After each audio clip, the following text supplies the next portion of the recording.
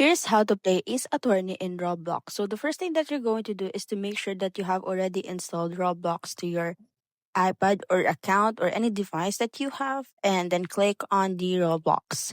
Afterwards, go to the search options and search for the Ace Attorney game.